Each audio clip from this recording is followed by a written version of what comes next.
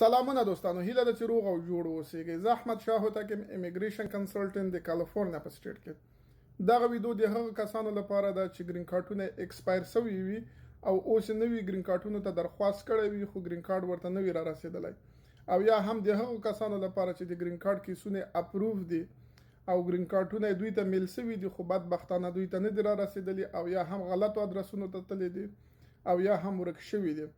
نو تاسو کولی شئ چې اډیټ سټامپ ته درخواست وکړئ. اډیټ سټامپ چې ده سټیکر ده چې تاسو ته په پاسپورټ کې وهل کیږي او یا هم د ورقې له لارې درته رالېږل کیږي چې د ګرین کارټ په ځای باندې کار ورکوي تر 1 کاله پورې.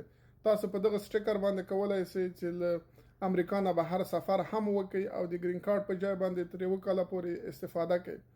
نو که چیرته تاسو غواړئ چې موږ در سره مرسته وکړو تر څو اډیټ سټامپ ته درخواست وکړئ، نو تاسو کولی شئ چې له موږ سره په 510-759-1454 شمیره باندې اړیکه ونیسئ. مننه.